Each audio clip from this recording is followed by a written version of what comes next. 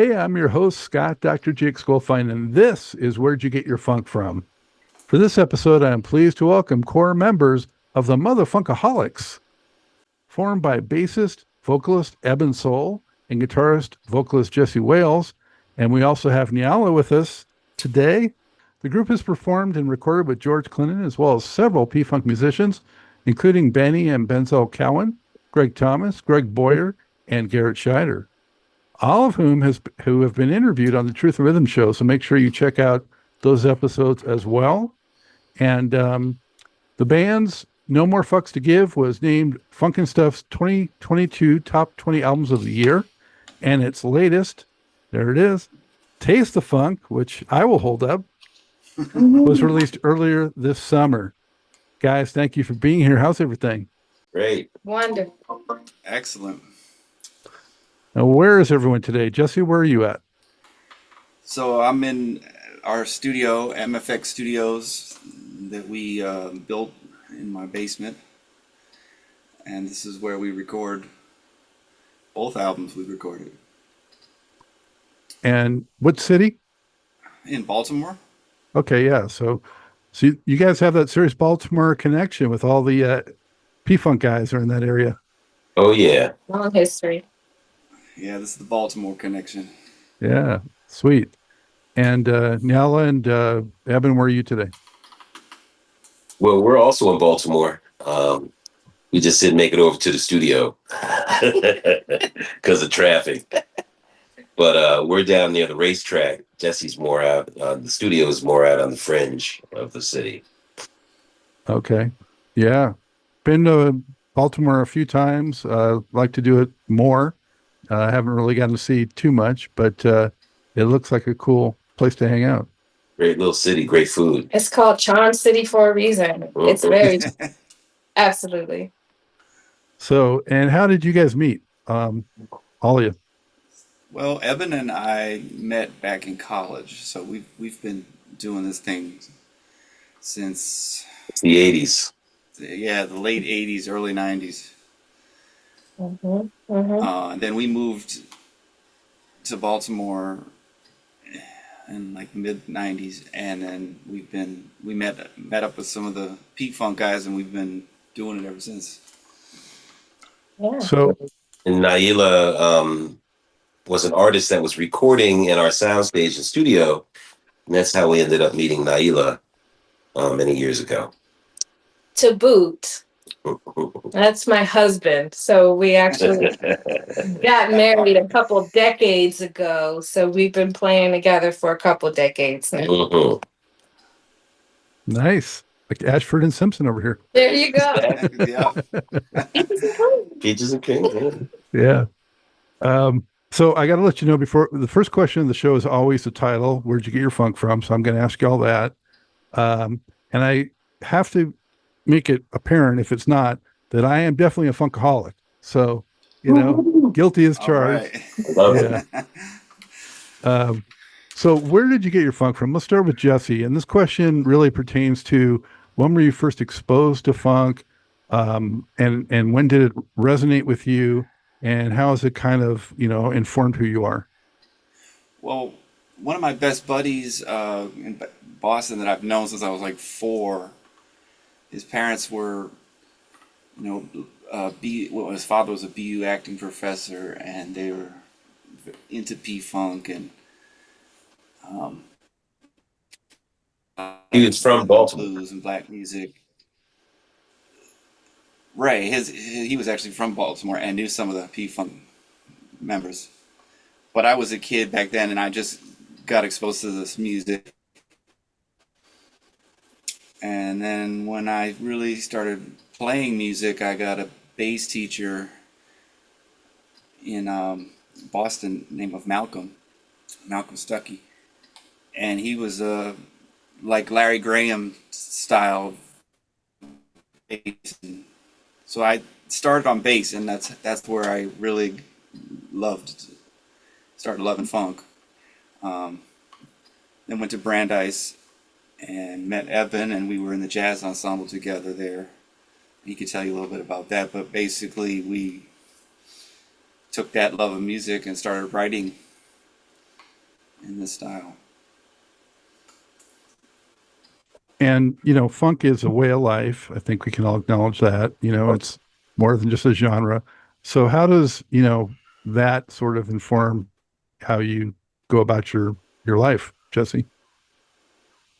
Well, I taught music here in Baltimore City for 25 years.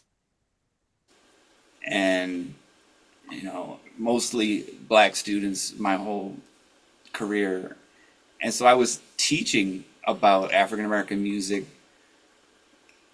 for all this time. And, you know, so I not only was I playing it, but I was like teaching it to these kids. And a lot of the younger generation is not familiar with a lot of the music. So I kind of learned and taught at the same time. I learned how to play all the different instruments. I taught band for many years. So when I played some of the instruments besides guitar on some of the recordings, and we used our arranging skills that we learned at Brandeis. Mm-hmm. Ebon, what about you? Where'd you get your funk from, and how has it coursed through you to this day? You know, I feel like a new song bubbling up already where I get my funk from. I just love it. Both my wife and I have like a long family history of musicians. So my grandfather was a jazz musician with like Fats Waller. Helped when Billie Holiday first came to New York. He helped her learn how to sing, you know, the style of jazz. My father was a crooner, an R&B kind of big band crooner. And, you know, early rock and roll type of stuff. I'll let Niela give you some of her history, and my mother listened to a lot of James Brown and Motown and you know, P-Funk, especially the funkadelic side of P-Funk.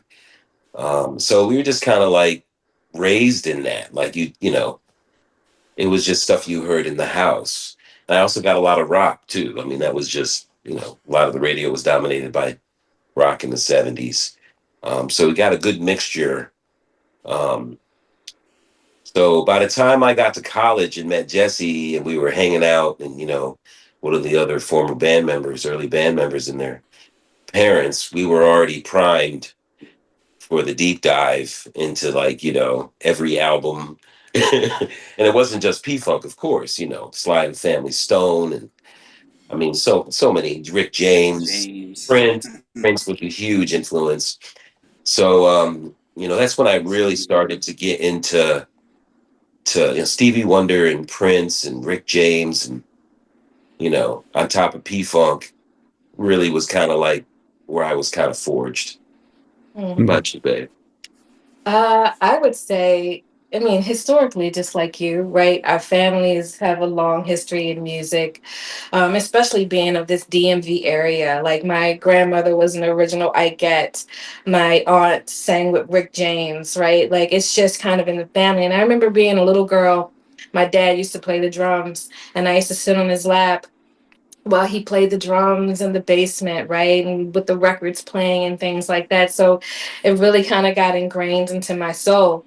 But one of the, you know, you had asked that follow-up question is kind of, you know, how has it affected your life, right? And I was thinking about that as the others were talking. And I would say that funk, I feel like is synonymous to rebellion, but not with a negative connotation attached to it, with a positive spin to it, with a question things, with a we're not going to be the status quo, with a let's bring community together, let's rise up, let's, you know, all of those strings of energy around rebellion. Mm-hmm. And I would definitely say that the music kind of adds to that. And I probably can speak for the other band members and say that it's absolutely woven into everything that we do. We take chances and risks, right? We go out there and we try to heal the world. We try to do big things. We're always thinking about how we can make things better and how we can change paradigms. And I think some of that is because of how we funk. Mm-hmm. Well said. Right on. She's the mother in MuthaFunkaholX. I'm the mother. That's right. Yeah. Well, that's the whole, you know, for your mind and your ass will follow, concept right there. Exactly. So we got the three of you. How many total, full-time members would you say are in the group? Well, we've got Benzel is our drummer that we've been playing with since he was a teenager, off and on. And those are the core members. And then we have Owen Adams playing keyboards for us. Mm-hmm. And, Eugene Chapman on saxophone. We've had a number of horn players. And Okay. Yeah, So we've gone through many horn players, but for the albums, we've been collaborating with the P-Funk horns. now, Ebon, what gravitated you to keyboards rather, and how did that progress? Well, I started out, a saxophone player. When I went to public school, I know this is not a lot of kids' experience anymore, but I had band from like elementary all the way through high school. And I played in concert band. I played in the jazz band. I played for the play and the pit crew. So we just came up with instruments. And of course I learned piano also. I went to conservatory in New York and in Massachusetts. But I didn't want to be I had a chance to go to Juilliard when I was 12 or 13. They had an early program that kind of groomed kids, but I didn't want to sit at a piano like all day. But I write a lot on the piano more than want to be like a concert pianist type of thing. And so when Jesse kind of switched to guitar, we needed to replace the bass. And when we had change-ups in the band, so I started playing the bass just out of necessity, as players do, musicians do, when you have change-ups. And it was a good time with that, but I just didn't have Jesse's history, and he's spent many years developing his technique. You can't just do that overnight.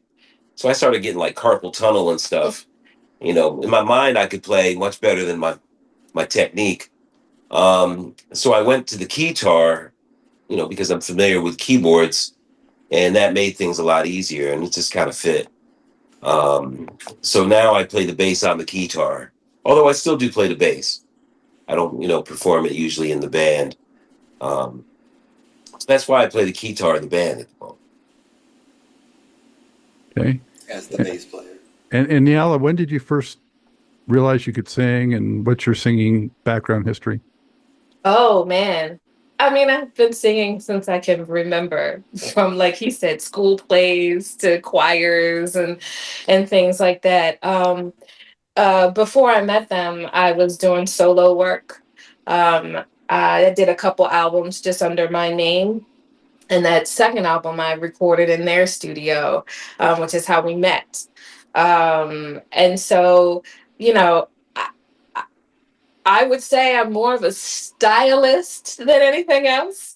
I love all music. So from country to heavy metal to rap to you name it, it's in my repertoire.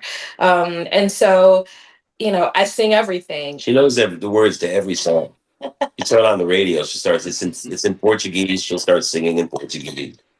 If it's in French, she'll start singing it, and she'll know the words. It's like, what is going on? I know. I love music, right? And he calls me a parrot because I can sing everybody else's songs. Mm-hmm. But I just love it. It's freeing. It makes me feel good. And, also at this stage in our life, doing music is kind of like date night, at this point. We've been up for so long. It's so long. Like, that's what we do for date night. We go out and we perform together, So, yeah. Who would be your three top female vocalist influences? You can name one or two male also if you want to. Oh, man. Oh, God. That's a tough question. One already. Well, I'm going to say Prince, right, as my male, right? But influence, I would have to throw Sade in there because she's one of the goats, right? Just the sultriness of her voice. You know, I would classify her as one of the original trip hop artists when trip hop sort of came along with Tricky and Massive Attack and all of them. She had the sound that they were looking for. I definitely would throw Amela Rue in there. Her, just the tone of her voice is just amazing.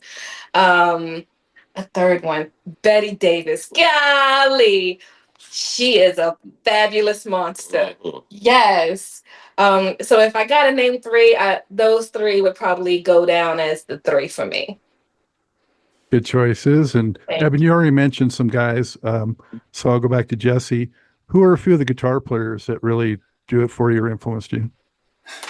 Well, like I said, I started on bass, so I've got like some bass players and some guitar players that are my influences.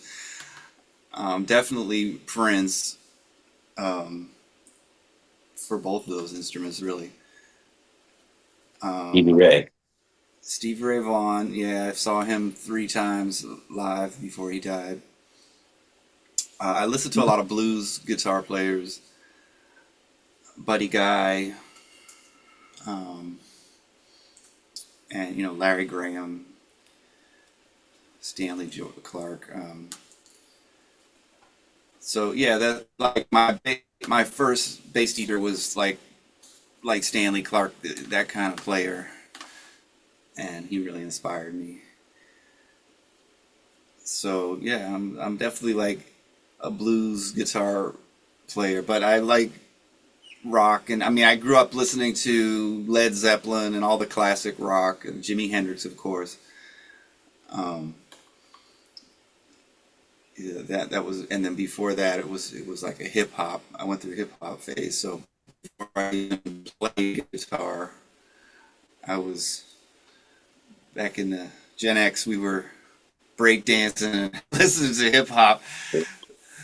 So I've had just a really wide influence in music. My mom used to play classical music, jazz, just about everything.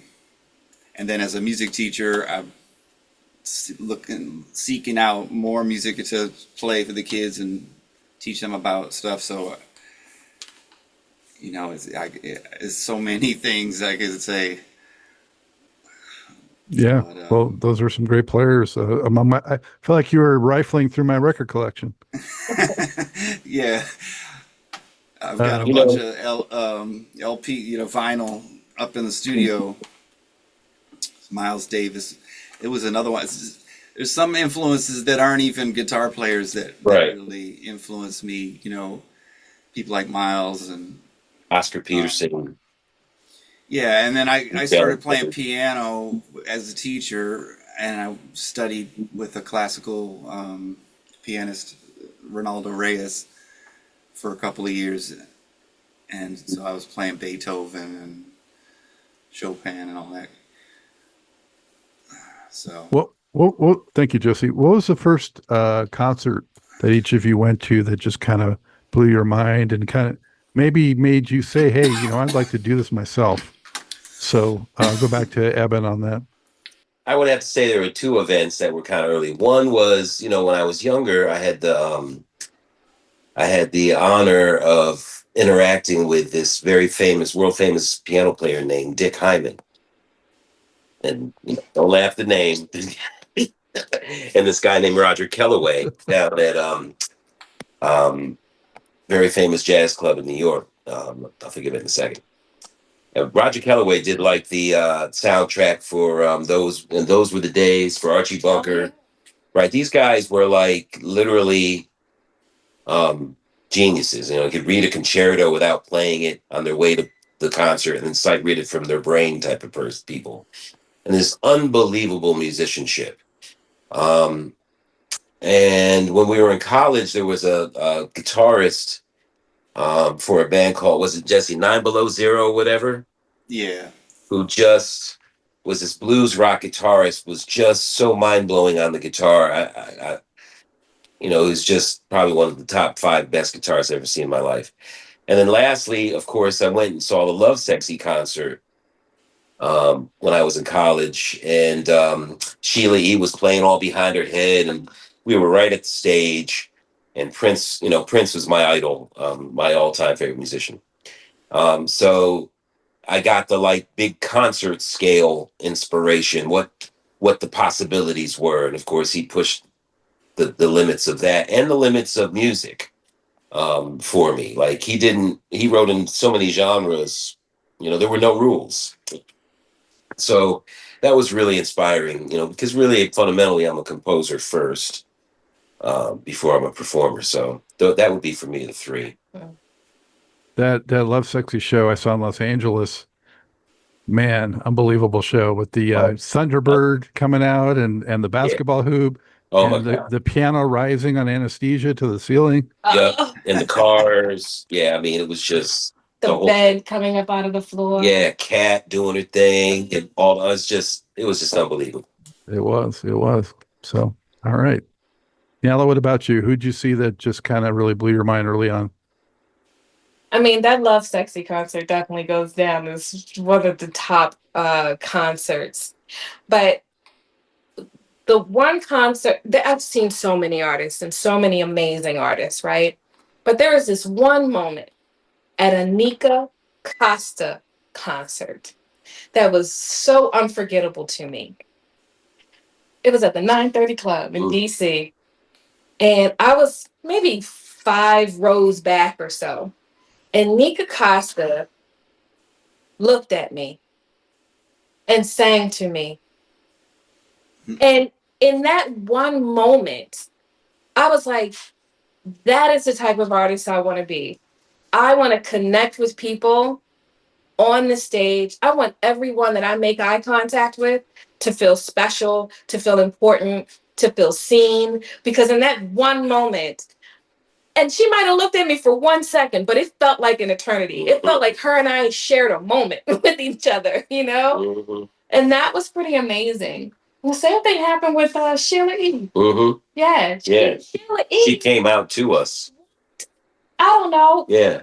Like 27 or so rows. We were in the nosebleed seats. She walked all the way up to me with her guitar. She was really checking me out. No, she wasn't. She was really checking me out. Checking me out. And she's Every old way, you know. Stop. He's trying to get beat up. Oh, you know. Well, that sounds awesome. So, Jesse, while we were off for a minute, and you mentioned a great live concert experience, but I don't know if you wanted to mention that one or something that happened earlier.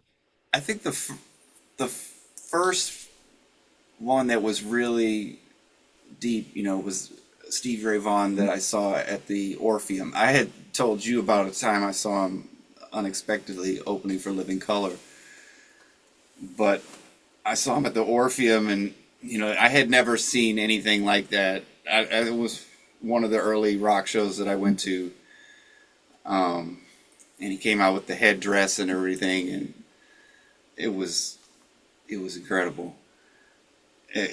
He reminded me of Jimi Hendrix records that I had heard. And then another concert that I saw also in Boston was Miles Davis. And I think that was probably hands down the best concert I've ever seen in my life.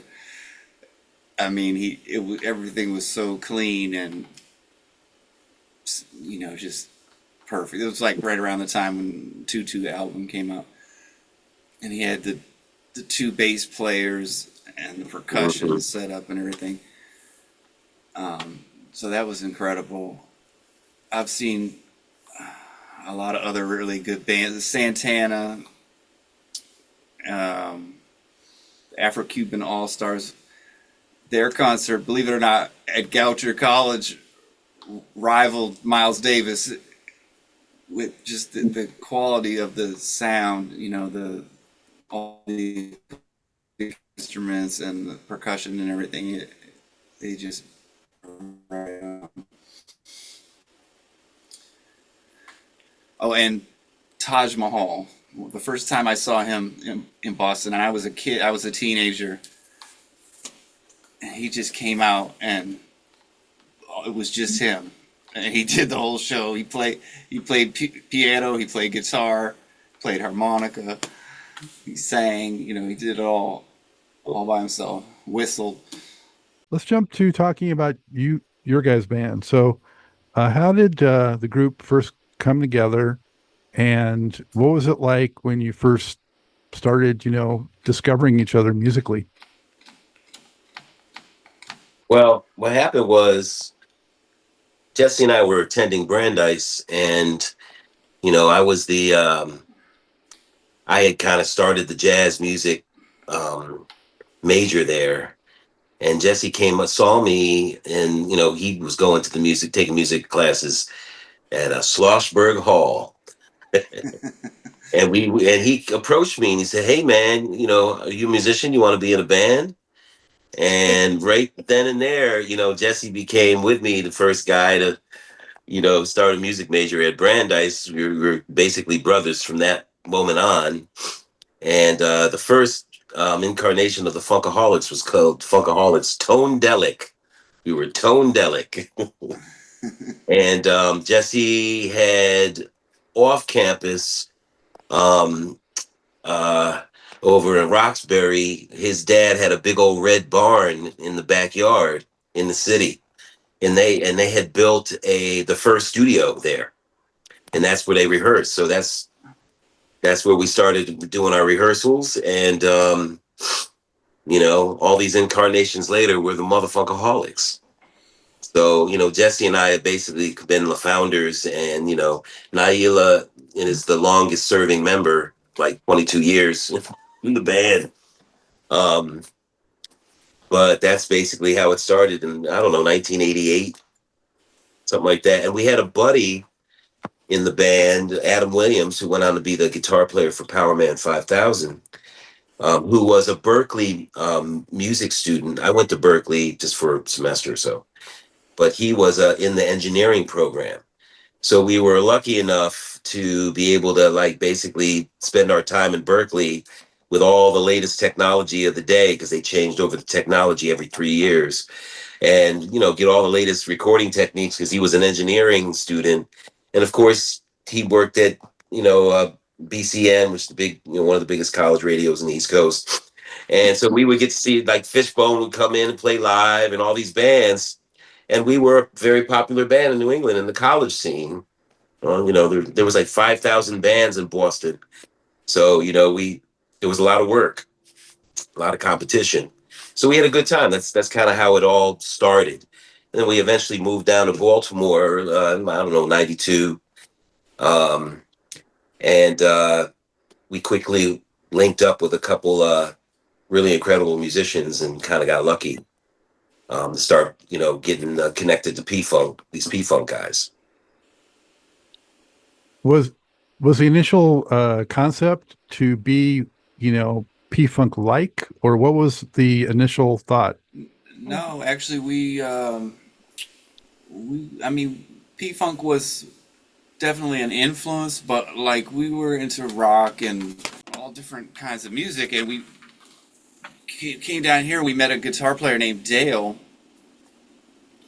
who was actually grew up in the neighborhood with Eddie Hazel. He had learned how to play guitar from him, and he became our guitar player. But he was very diverse. He was eclectic. He was into heavy metal and rock and roll and blues and funk, and so we were kind of hard at first. We had a hard edge to us. I would call it more funk rock. Yeah, that was the X in the Funkaholics and MuthaFunkaholX. And then we met Curtis, because we needed a drummer, and Guy Curtis of who also had played with P-Funk, and he had just come off tour with P-Funk when we met him, and he became our drummer. We played with him for several years, and when Dale died, we found out that Curtis actually played guitar, better than he played the drums, or just as well as he played the drums. So then he became our guitar player, and that's when Benzel started playing drums with us. We had another Because drummer. Curtis, if I may interrupt you, Jesse, Curtis grew up with Big Benny and Mudbone and Dennis Chambers. They all had bands together in high school. So they came out of Dunbar High School here in Baltimore, where basically George recruited these guys right out of high school, Dennis Chambers and these guys. So in 1977, Big Benny pulls in Greg Boyer because he was going to college out Eastern Shore, and they needed a drummer in P-Funk, and Curtis was driving a cab, and they knew, and they was like, you know, or he was driving them to the gig or something. Big Benny told me the story. And he's like, yeah, I got a buddy in the car who plays the drums. And Curtis came out and wowed him on the drums. He actually replaced Dennis Chambers on the drums for P-Funk in the 80s. He was that incredible a drum player. So that's how we kind of got connected with the P-Funk Horns, because these guys all grew up together in Baltimore. So when they were off on the tour, we would be recording, and the P-Funk Horns would just come in the studio and start playing on stuff. Wow. And then Skeet is part of that too, right? Ronnie Yes. Skeet Curtis? Yeah. Yep. Yeah. And Amazing. Scott Taylor. So when we started, we both were teachers, and Scott Taylor, you know, sax player, and Greg Thomas's brother, Joe Thomas, worked in the school system. So we worked with some of these guys, or people related to them in the school system on top of it. So we had all these little intertwining tentacles connected to P-Funk. So you have what, like 7 albums in total, or do you know? And technically, we got way more than that. Probably 7 published recently. I think we got 49 tunes on Spotify or something. But the first official release we've was got- like around what year?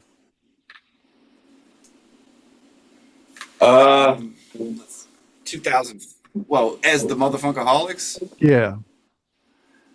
2016, I think, 15 or 16, we did a reboot called Ladies and Gentlemen, the MuthaFunkaholX.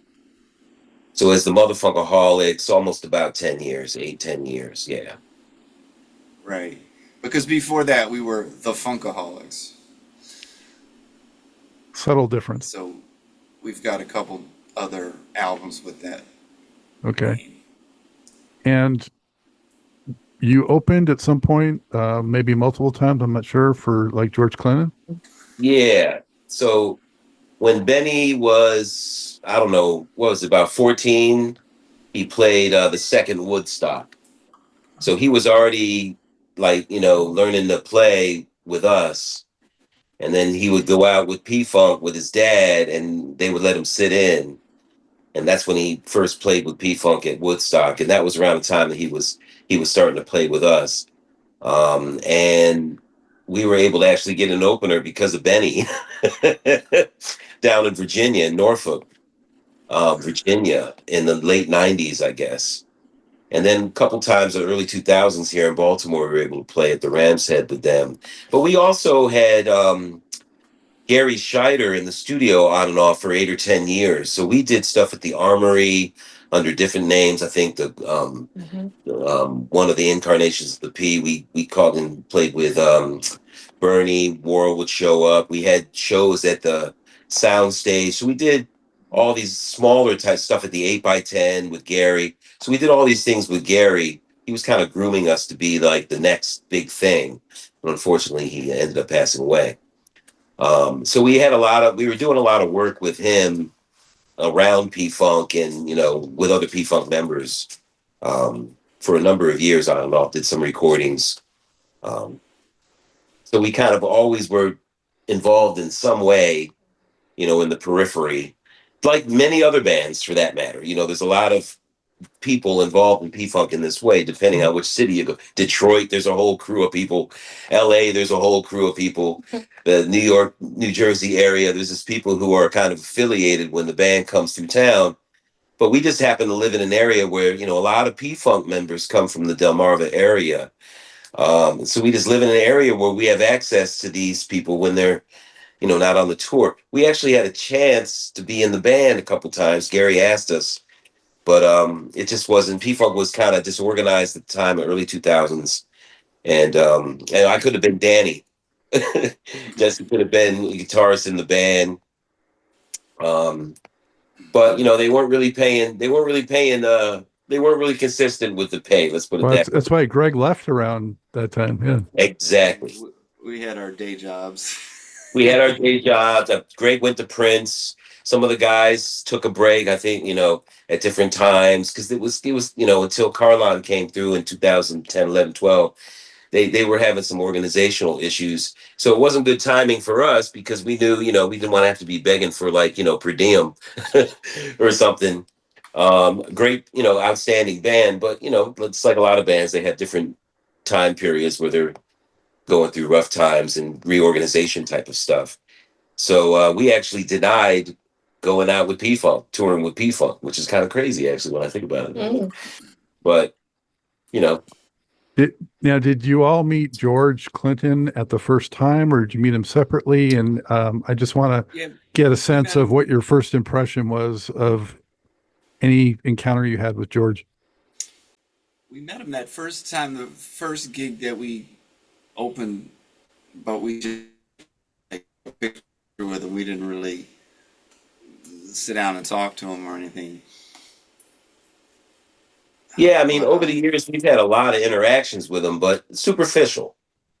Because especially at the time that we started interacting with P-Funk like that, George was going through a lot. And it wasn't the same dynamic as now.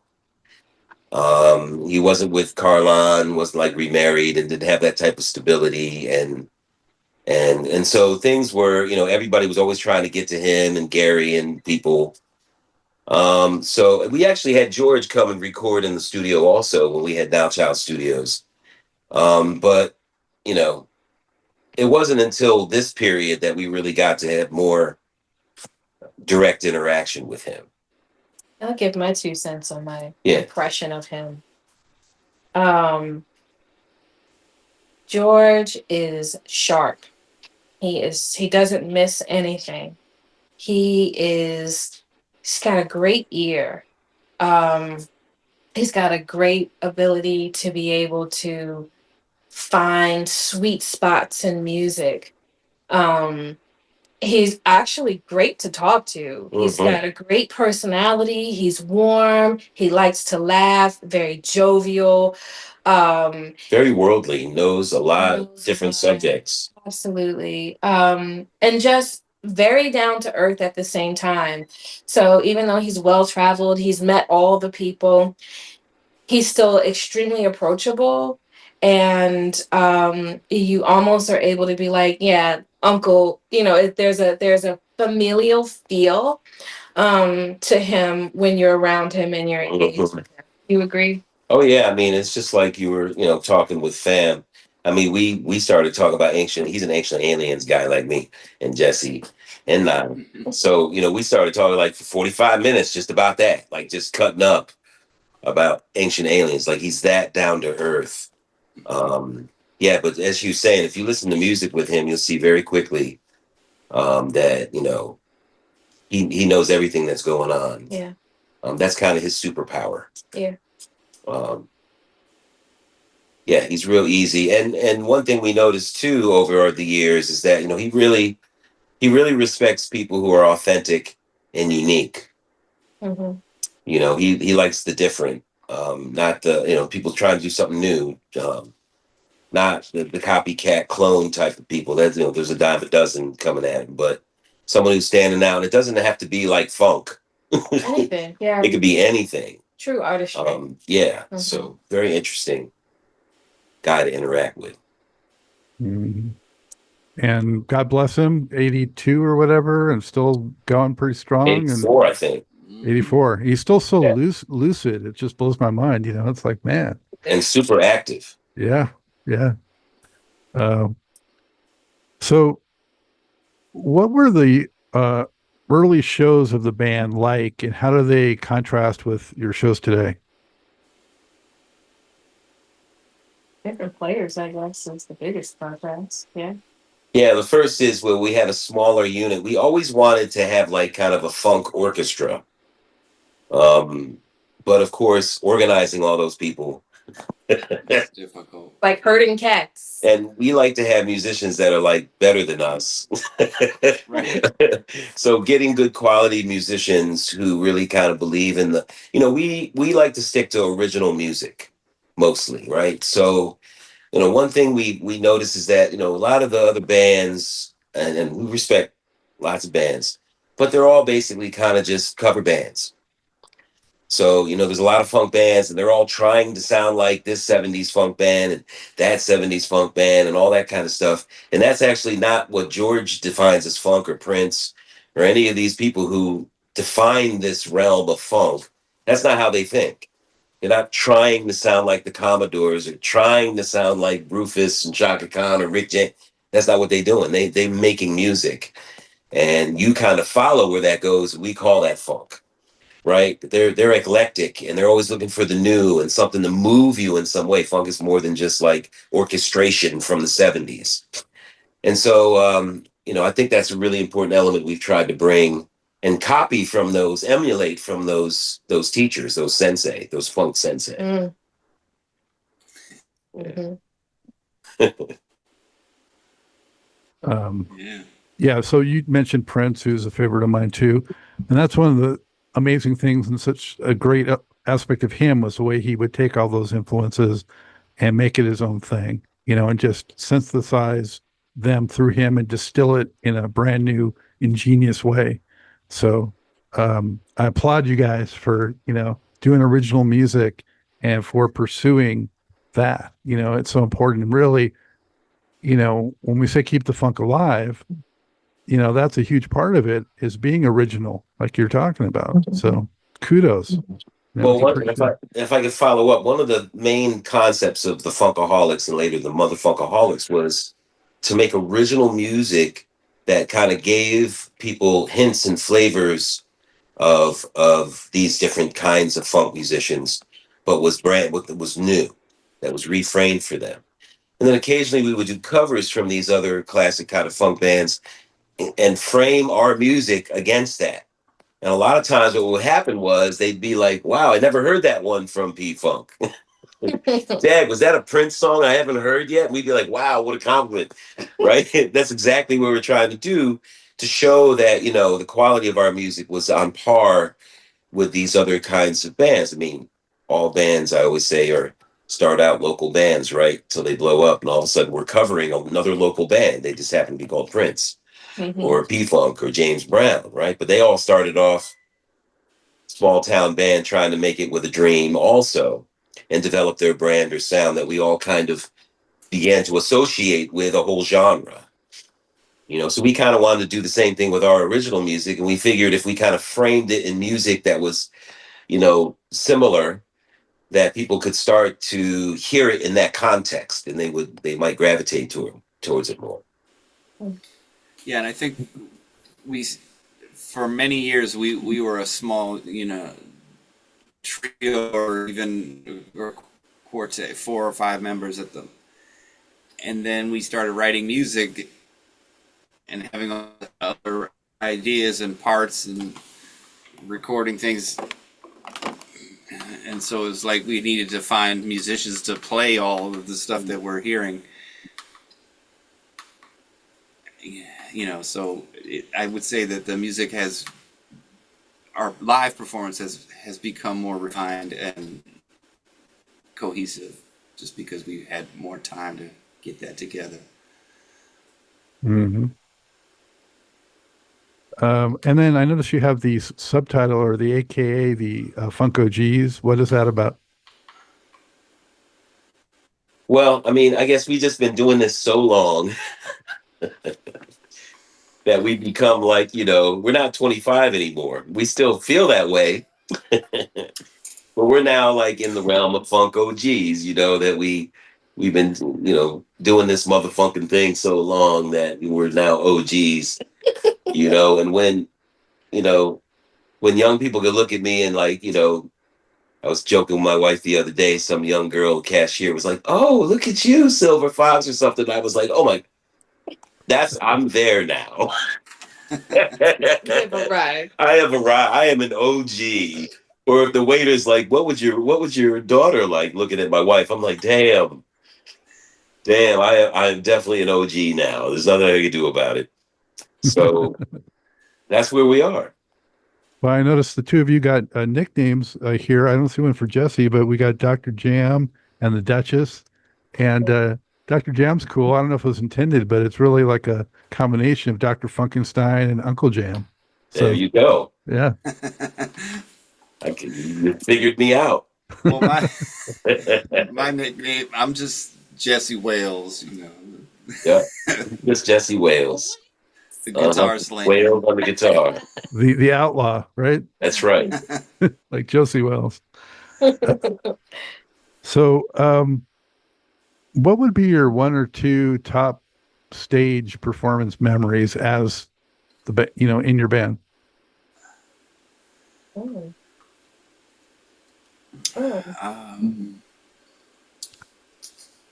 Oh man, this is so funny. I just can't even.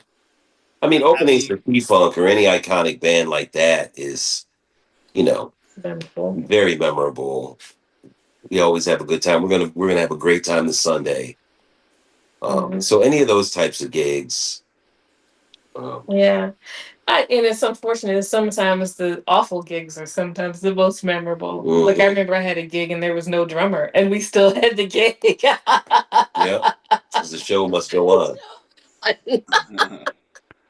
Who needs a drummer for rhythmic music? Right. Everybody just clap, you know. The Funketeers Ball was the highlight that we did year before last. Yeah. That was fun. Yeah, that was a good time. Yeah. I would say the first time we opened for P-Funk was memorable just because the way it went down, you know, everybody, we had this big band, group of people, and we got caught in traffic. They got caught in traffic, and we got down there, and it was like getting to the point where they were like, "Well, are you gonna play or not?" You got like 15 minutes, and so we went out there, and it was just me and Ebon and Benny, and we just started playing this one song, and we jammed the same song for like 15 minutes. And some of the other members, we rocked the crowd. Yeah. They were chanting our name in the end. Well, they were chanting the name of the song. The song was Booty Chasers. Right. And they thought that was the name of the band. So they, you know, the MC was like, "Yeah, the Booty Chasers, y'all."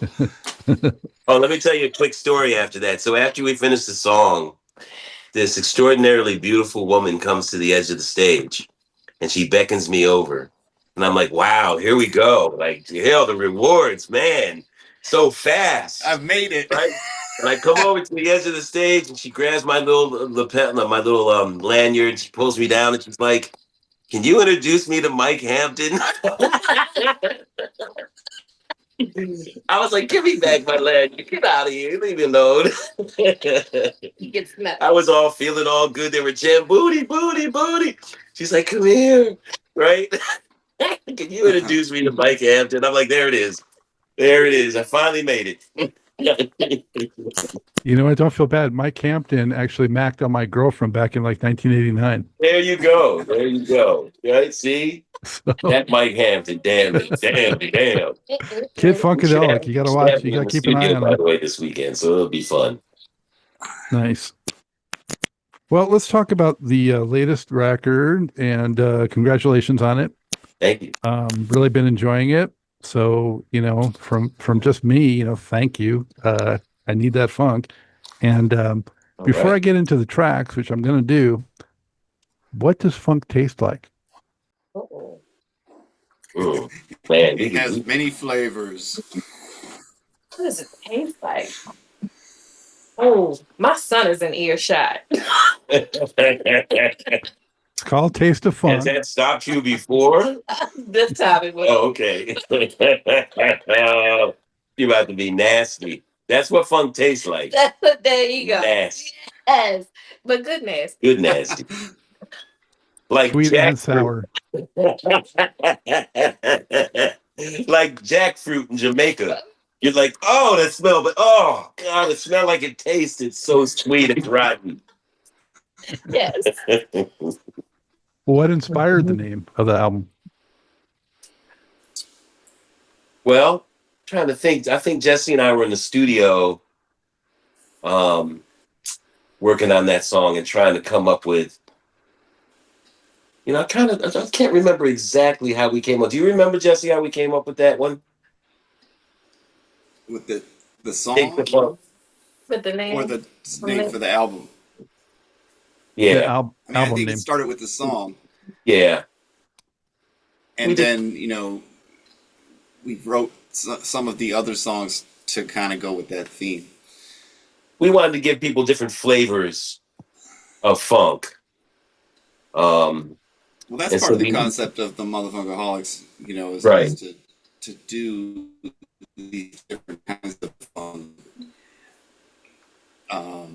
Expand the palette. in an original way. So like we have a song, like for example, for What I Want, that's kind of like James Brown feeling, and then we've got other songs that are more rock, funk rock, Or R&B, yeah, R&B. hip hop. Yeah. And in fact, the So song Taste of that's- Funk was a description of some different types of funk artists. Like, so the words kind of are referencing different funk. So there's like a whole bunch of references to Rick James in there and, P-Funk and Sly and, just so the words are just kind of that song kind of take you through different flavors of funk itself. It's a smorgasbord, Exactly. Yep. A gumbo. a funk buffet. Yeah. Mm. And then what about the concept, with the look and what's behind that? Well, kids today, they have like, very futuristic, everything's like, sci-fi fantasy, so you're trying to give a sense of like, and always with P-Funk, there's always a sense of like, otherworldly the space, mothership. UFO, the mothership, It's giving a little red hot mama though. right. Yeah. And well, we Right. had Red Hot Funk, so that kind of influenced that. And of course, the female energy is always good on an album. They want my ugly mug on the album. Yeah. Going back to the Ohio players, you know what I'm saying? And the T-shirt Yeah. just came. Was it on there? What? Bad. Nice, Right. Jesse. All right. There we go. That's it. Yeah. And of Got it. course, it's Taste of Funk, so that's why it's in a diner. And like a lot of cities, Baltimore has a lot of diner food. There's a lot of cool diner type of experience here, and the food is banging. And so, you kind of just put that all together, futuristic diner scene. I think it needs to be an event, like Taste of LA, Taste of this, Taste Right. of Funk. There you go. I Yeah. love it. Yeah. This album, though, I tell you, it's really strong. The grooves are so impressive. The horns are fantastic. The group vocals are really good. So Thank you. I want to give you some feedback on all the tracks. So Taste of Funk, which you guys were already talking about. I love the horn opening. It's mellow, jazzy feel like throughout that track and just kind of a cozy funk groove that sets the mood, right? Right. Yeah, yeah. Mm. Red Hot Funk, the next one is like James Brown meets Funkadelic, Oh, I love it. Okay. right? The bass line is like Funkadelic, and then the syncopated groove is like JB. Mm-hmm. So, I mean, that's what I'm picking up from it. That one was actually inspired by Red Hot Mama, Yep. and Exactly. Ebon brought it to me, and he was like, "Yeah, this is gonna be like Red Hot. This is a Red Hot Mama. This is Red Hot Funk." Mm-hmm. but it, now when you listen to it, it doesn't really sound the same at all, but you can kind of hear. It's Red Hot Mama inspired. Yeah. Yeah, well, there you go. Like you're saying, you don't want it to be an overt copy. Exactly. Yeah. Great muted trumpet, and the organ touches, really cool. Mm-hmm. Right. I love it. Then Funk Nasty. That's, you're right up my alley on that one because it's that real slow, pulsing groove and great female vocals and trombone, the group vocals. Just, it's got that Nice. oomph. Yeah. Yeah. I love It's it. kind of sultry. You want to dig into it, eh? Mm. Yeah. Yeah. And that one's kind of developed because it started with just Greg on there, and then we remixed it and added Big Benny in there. And then actually, the first version, Jesse's playing the drums. So the version on the last album of that, without all the horns and some of the extra voices, is Jesse on the drums. Just a side note. So Yeah. So thanks for bringing that up, Ebon, because some of these tracks were on previous releases. So how do you decide when to revisit them, or how does that come to be? Well, we in the last few years we just don't have anybody else. All the horn treatments we send to the. In fact, they beg that they're like, "Where's the next track?" And we didn't have horns. We didn't put horns on all the tracks on the last album. So on Magic and Funk Nasty, we reissued those on this one with the horns because they were so good. I mean, the horns, as you noted, it's just they're incredible. And we don't even we used to give them ideas of what we wanted, and they'll do whatever we want. But they're so incredible that we just don't even insult them by doing that. We just give it to them, at various stages, and we let them decide what they want to do because, they're like our uncles. And then we arrange them a little bit. And then we arrange whatever ideas they have. We set it all up and put them in the order that we like. So they don't come to us like you heard it. They come to us with different things that they just doing on it, and then we put it all into context. So how long does it take you roughly to put together a project like that?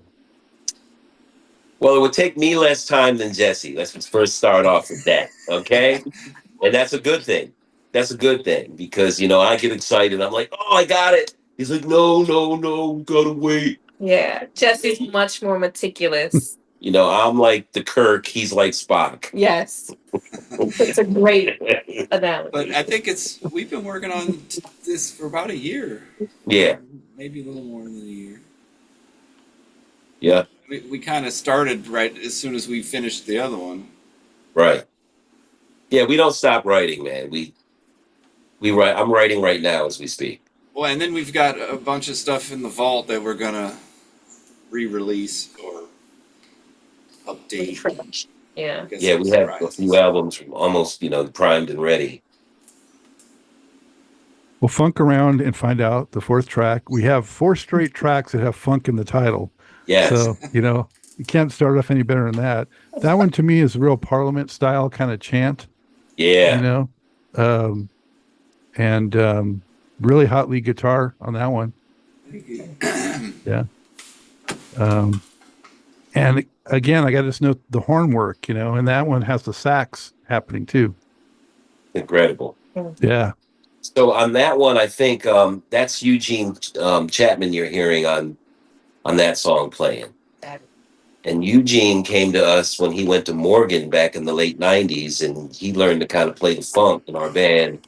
And now he's this sought after sax player all over DC. He's just unbelievable. He's playing with us all this time. Yeah. Then we move into Shake, which is real, I call it a head bobber. It's got, it's Shake, put the funk in your face. Mm-hmm. Yeah, that's what they say.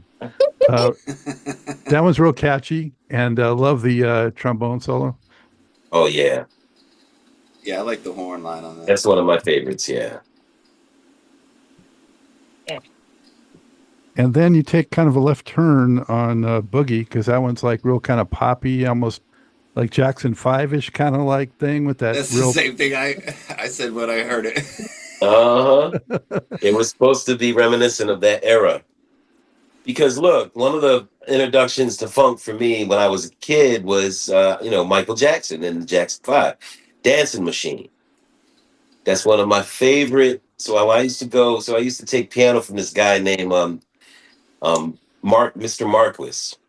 Trying to think of his friend. He was a famous classical pianist that moved. I'm from New York. He moved down from Boston to New York, and he lived in the same neighborhood as Cab Calloway. Lived right down the street, and I lived, like just a couple blocks from Cab Calloway. So I would walk by his house to get to Mr. Marcus's house, and when I waited for my piano lesson, he would let me listen to the Jackson 5. So I would wear that song out. I just played Dancing Machine over and over again, and he had to come and tell me to turn it down because it was too loud in the earphones. And so Boogie was reminiscent of that period and that kind of bounce that you got. Jackson 5 was really funky. I mean, they were ridiculous. Absolutely.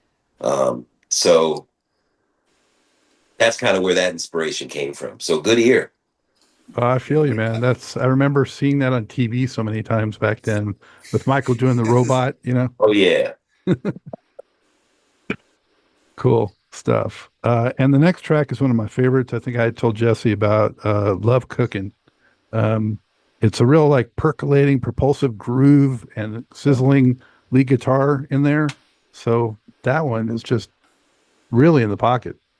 That was the last track of the album. The earliest, it's just a few months old. It's a baby. And that I'm so happy you love that lead guitar. He definitely loved that lead guitar. That lead guitar is the guitar. Okay. Yeah, That's the guitar solo. So thank you very much. I'm flattered that you thought I was Jesse, because Jesse's a monster. So he's been teaching me well. So now I'm trying to learn the bass line. Right. So he can play the solo when we do it live. Yeah. Yeah, that's a good one. I like Cooking a lot too. Yes, definitely one of my favorites. You slow it down on Smile. It's kind of a mid-tempo, I would say, soul ballad. Mm-hmm. Yeah. Mm-hmm. That's one of our favorites because it's just so universal. I mean, anybody could like that song. And it's actually just kind of like the whole album takes a little bit of a like breath, because you have Magic, I think, after that, right? Exactly. Yeah. So, and that's also, even a little slower, with, again, some nice guitar work. Right. And that's our Prince tribute on this album. The last two albums, The Smile. And I think Big Benny here with his horns, he really gives a nod. He and Greg really give a nod to kind of Prince orchestration. Because, Greg Boyer was Prince's horn arranger for a number of years. So to have those guys on a song like that and to squeeze the juice out of that really is special. Mm. Yeah.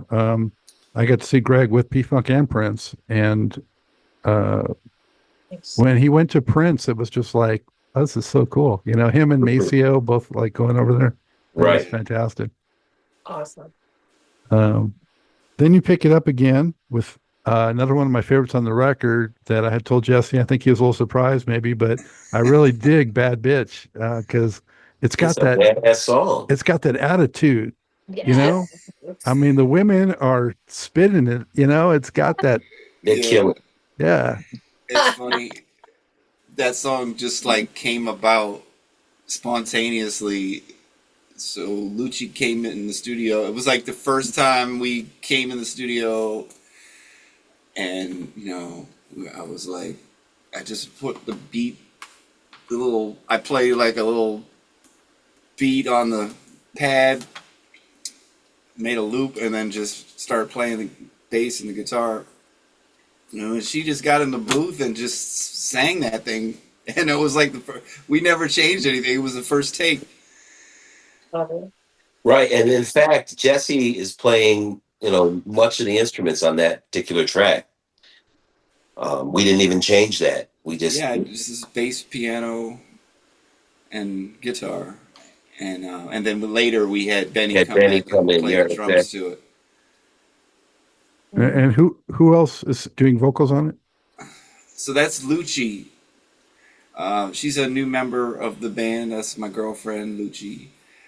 And so that was literally like the first time I had her in the studio, and we weren't planning to make a song for the album or anything like that. It was just But then I came in the studio. Right, I was like, wait a minute, this is great. He Why was don't like, we do this? Here's how you turn it around, the blues. Right. And he's like, ah! And he made the little chorus because she just had her verse, and she ended it with saying, "I'm a bad bitch" or whatever, and so then he made a little chorus out of it. And then we brought Niela in, and so we could have some good contrast and females talking about their bad bitchedness. Mm-hmm. And that's what was born. And then we squeezed Benny in the end there, with his little chant. So it just all come together. That's very much how the music often happens. That's very organic. Well, Niela, I think you brought your Betty Davis influence on that one. Oh, yes. I was honing all of that energy for sure. And it also makes me think of the girl's bad Funkadelic, bad bitch. Yes.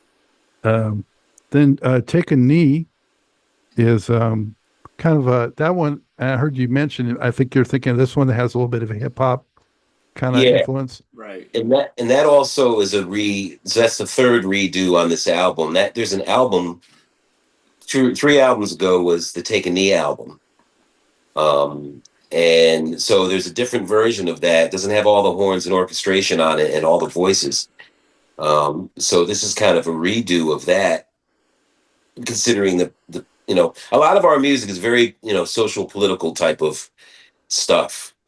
And so the last 2 songs kind of nod towards that, obviously. And originally Take a Knee was only kind of talking about African-American males who have been victimized by police or injustice. But this time we added the other half, the female perspective too, like a nod to the females who have been lost to police brutality. And so the last 2 songs we kind of made a little more political. Art dictates the climate that we're in. Exactly. The other way around. The climate we're in dictates the art that people produce. And you close it real strong with Stand, a go-go kind of groove, and obviously some Sly Stone influence, which turned out to be so timely because we just, of course, lost him fairly recently. And the message, of course, is timeless, unfortunately, I guess, but it is. It's really catchy. And again, some killer horns. And you guys have put that out as a single. So what can you tell us about that track? Well, we're really political, and we think music. We know, of course, music moves people. It becomes the soundtrack for whole generations, right? And movements. And so we wanted to have a song that kind of encompassed that idea, but was universal enough that everybody could participate. There's lots of people have different issues they want to take a stand on, and I think one of the things we want people to do is actually take a stand. Like don't try to be part of a party. Don't be like groupthink. Like, don't ask me to be a part of your thing. Like, you take a stand on the things that you believe in, which is very, American. That's the idea, right? That we're all individuals that, give to the collective, and we have responsibilities. I think as artists that we have that responsibility. We have a voice and a platform, and you have to be willing to speak out about what's going on. Fishbone is coming out real strong with their new album, and one of their first singles is I'm not even going to repeat the title of it because if you know what I'm talking about, it's like they're taking a stand. And we've always respected bands like that. They're not following a blueprint. They're not trying to copy anybody else, and they're willing to stand up and say what needs to be said. even if it's uncomfortable. So we try to do that. We've often done that in the past in kind of more volatile ways. Um, um, but I've tried that in the writing. I tried to make it easier for people to participate without feeling alienated. I think the more universal type of reach is more successful for the song, right? Mm. It's hard to find a good medium. It's easy as a classically trained musician to get really snobby about how you make music or present it or play it. And the best music, it really has been the simplest type of music that people can relate to. And that seems to have more longevity than how many people listen to Charlie Parker, right? Incredible, unbelievable. One of my big inspirations as a musician. But if I say Charlie Parker today, a lot of people are like, what are you talking about? You know what I mean? But if I say Bob Dylan, oh yeah, I heard of that guy. So it's just we tried to design the lyrics and the music so people could participate in it, and it's not outside their ability to relate to. And I think also with that song, it was truly a blessing that George lended his voice to that track, to really help it stand out, no pun intended, and bring his flavor to it and bring his energy to it, because the timing is now, right? In kind of where we're living in.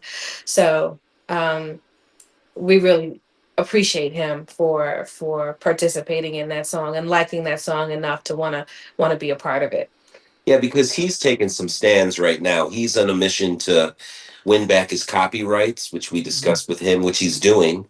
He's got a civil rights lawyer he's working with, getting back his rights to the music, because a lot of the P-Funkers, have been disenfranchised over the years in these contracts. And of course, Trump spoke out against George Clinton in this last campaign, in 2016 campaign, said some real insulting things. And so, we watched the news. And so I had to insert some of that in there, to address some of the things that are going on. And so it kind of all fell into line with a number of the different things that were going on at the same time with P-Funk and with politics. What was the process of getting George to participate? Well, we had been waiting. We were on a waiting list with a bunch of other musicians for him. There was a backlog of recording. He was going to help us out and record, but we probably waited a couple of years. And then we were actually trying to get him on a different track. With Taste of Funk, actually. A few years ago. Well, we sent him that one as well, but we've been trying to get him on a track for a while. Yeah. We had a little extra FaceTime with him because I'm sure you probably already know this. He is a not just a recording artist, but he's a visual artist as well.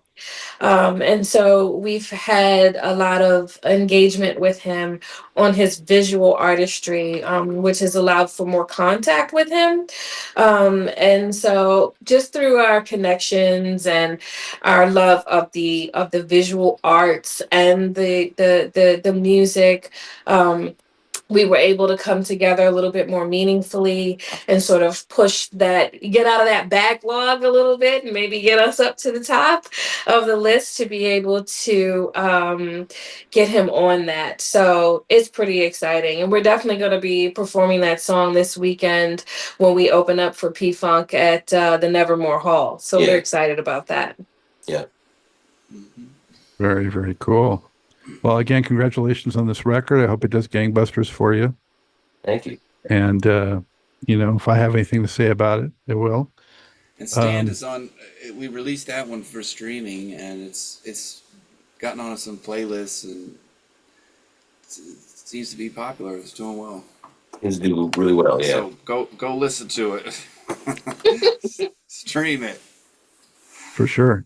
Got a couple more questions, and then you can share again how people can get, so nice that you do the physical copy too of the record, very much appreciated.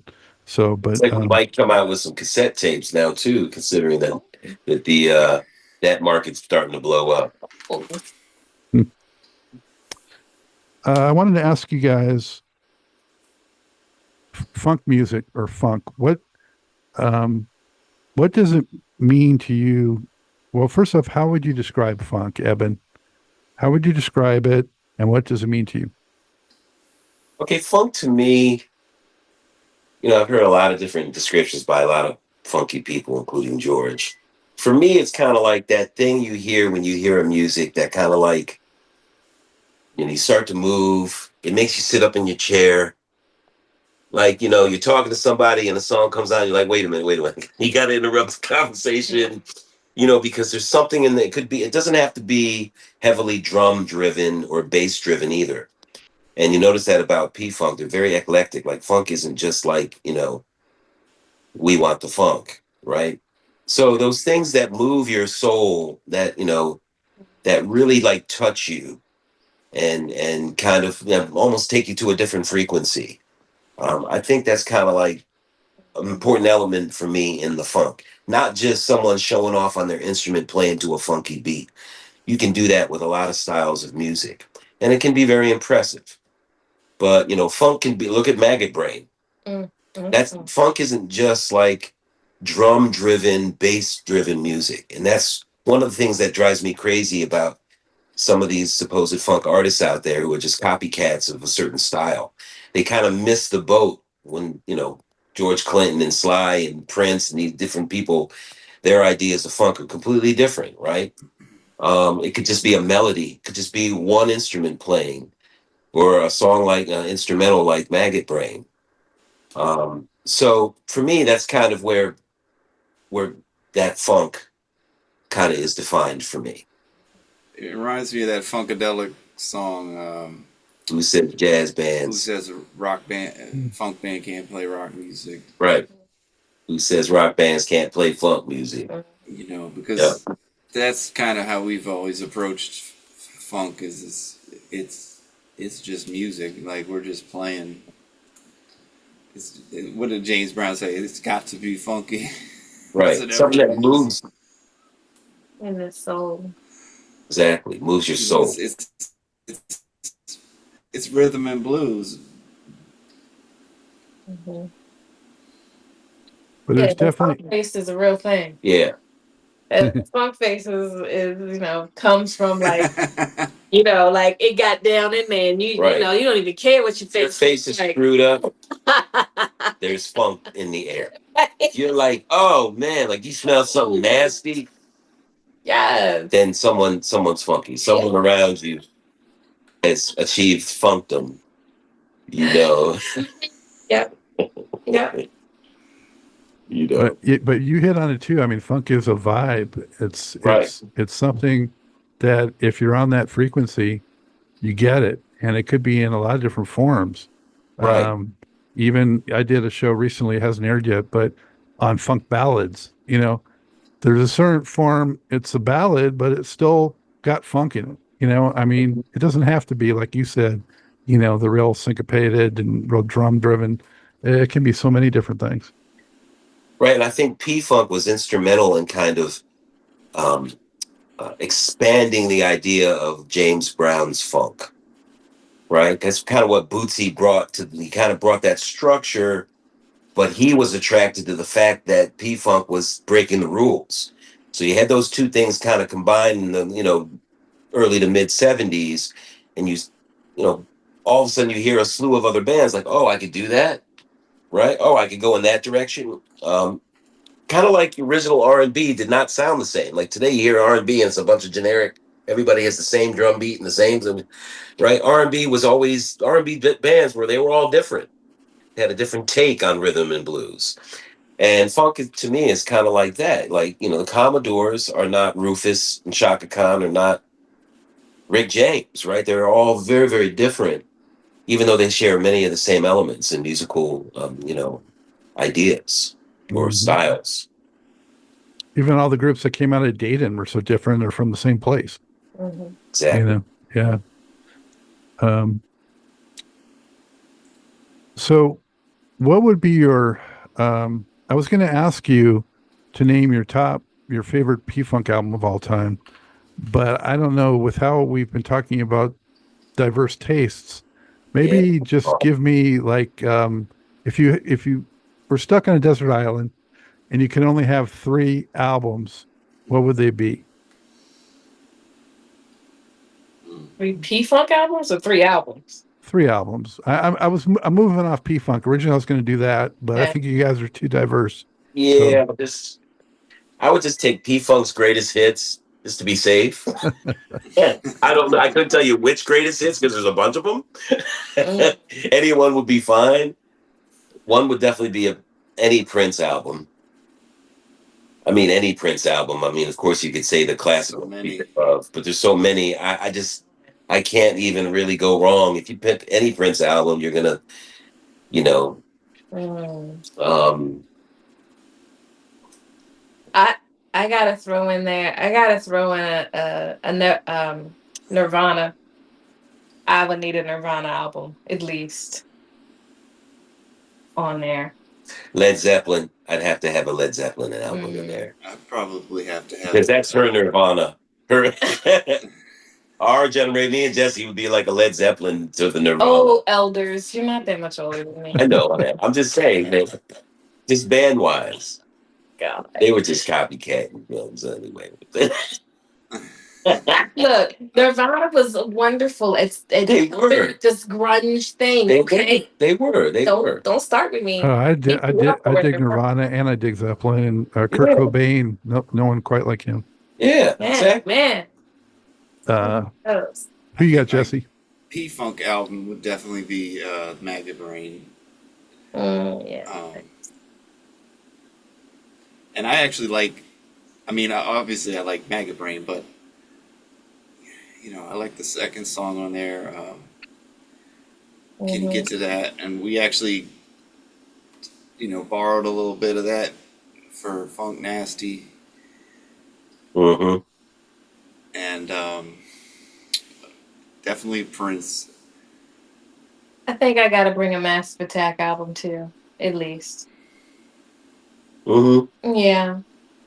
Some of that good down tempo. Yeah. And of course, you got to throw a James Brown album. You can't. Right. But there's so many. Oh, that's a tough one, man. You know, like Slide, Layers and. You heard me. You know. Well, when I can, if I could ask that question, I go for the 2 record sets to have more music. Like James Brown would be the Payback, you know, Prince would be Sign of the Times, you know, so at least get double records. Exactly. Right. What are you guys most proud of with the group thus far? I'm proud that we've been together this long. I was just gonna say that. Yeah, I would say that sticking to it, and I'm proud of that, you know, because we've had a lot of people in this band, and we've lost some brethren, you know, who passed, and also just who have moved on to other things.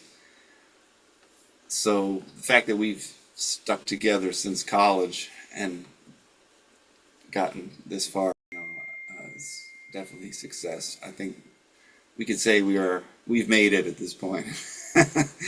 Yeah, we not only have we stuck together, but we continue to grow in our writing, and we've all had so many cool experiences with so many different musicians on every level, from the highest level to unknown, which is often, you know, the greatest honor, because there's a lot of great musicians most musicians don't, quote unquote, make it, right? And so a lot of musicians, you know, we've had a lot of interaction with people that are so gifted and, you know, taught us a lot of lessons. So it's good to, you know, constantly be in a learning space. You know, again, we've tried to surround ourselves with musicians where, you know, we're inspired to play even our own music because they can bring so much to it.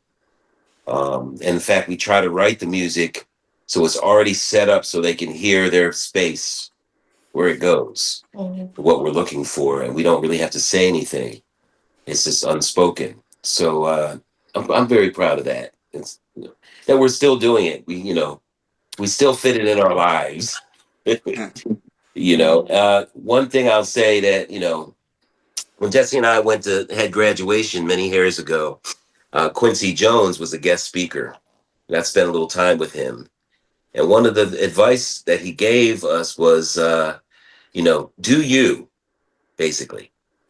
Like, he said that writing music for everybody else put him in an insane asylum. I mean, you can watch the various documentaries on that. So it was really interesting. He was like, emulate the musicians you like and then find your voice and do what you like to do. And so we tried to stick to that advice, our whole careers, I think. And it's paid off. In my opinion. My mother gave me a book when I went off to college, and it was like, do what you love and the money will follow. Yep. And I came down to Baltimore and worked at a mailboxes, and then became a teacher and taught music because that's what I loved. And the money kind of did follow. Now, if you invested in that mailboxes, you may have made millions with Amazon.